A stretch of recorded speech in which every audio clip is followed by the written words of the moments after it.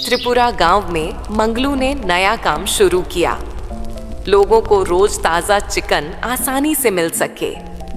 इसी सोच के साथ उसने चिकन का कारोबार खोला। गांव के लोग भी खुश हैं क्योंकि अब उन्हें दूर बाजार नहीं जाना पड़ता। रामू अपने दोस्त मंगलू ने नया चिकन का कारोबार चालू किया। हाँ, मैंने भी सुना है। क्यों ना आज हम उसके यहाँ चिकन खाने चलें? तभी तो पता चलेगा कि मंगलू के चिकन का स्वाद कैसा है। दोनों दोस्त हंसते बोलते मंगलू के ठेले की ओर बढ़ चले। चिकन के स्वाद की खुशबू जैसे उन्हें खींच रही हो। वाह मंगलू, क्या जबरदस्त खुशबू आ रही है तुम्हारे चिकन की। जल्दी से हमारे लिए 2 प्लेट परोस दे। भूख से पेट में चूहे दौड़ रहे हैं। हाँ भाई, अभी लो, तुम्हारे लिए गर्मा गर्म 2 प्लेट चिकन तैयार करता हूं। अरे वाह मंगलू, तेरा बनाया चिकन तो लाजवाब है। जिंदगी में पहली बार इतना स्वाद चखा है। सच में मजा ही आ गया। वाह, ऐसा चिकन तो मैंने जिंदगी में पहली बार खाया है। अब तो तय है, आज से चिकन खाने के लिए मैं सिर्फ मंगलू के ठेले पर ही आऊंगा। आप दोनों का दिल से धन्यवाद। सच कहूं तो मुझे बहुत खुशी हुई कि मेरा बनाया चिकन आपको इतना पसंद आया। मंगलू के चिकन का स्वाद लोगों को इतना भाया कि जैसे ही सुबह होती पूरा गांव उसके ठेले पर खाने के लिए उमड़ पड़ता। लेकिन मंगलू का चिकन देखकर एक आदमी के दिल में ईर्ष्या की आग जलने लगी क्योंकि उसका खुद का कारोबार अब फीका लगने लगा। वाह, ऐसा क्या जादू है मंगलू के चिकन में कि पूरे गांव के लोग लाइन में लग गए हैं। चलो, मैं भी जाकर चखता हूं कि इसका स्वाद वाकई में कैसा है।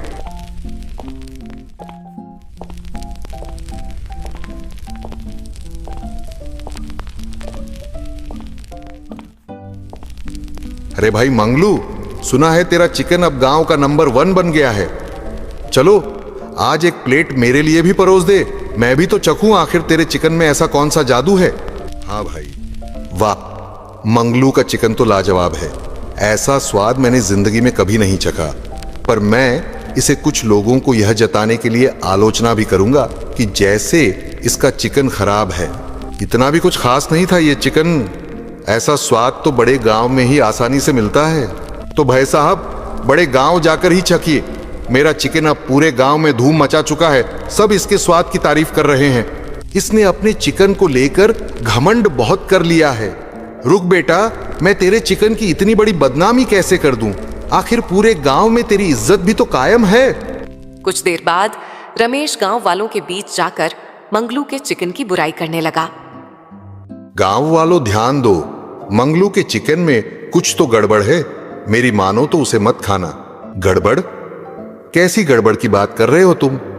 मंगलू का चिकन तो हम सबने खाया है और सबको बहुत पसंद भी आया है। मैंने अपनी आंखों से देखा है कि वह अपनी चिकन में कुछ गलत मिलावट कर रहा था। ठीक है, फिर तो कल सुबह हम सब मंगलू के ठेले पर चलकर सच जानेंगे।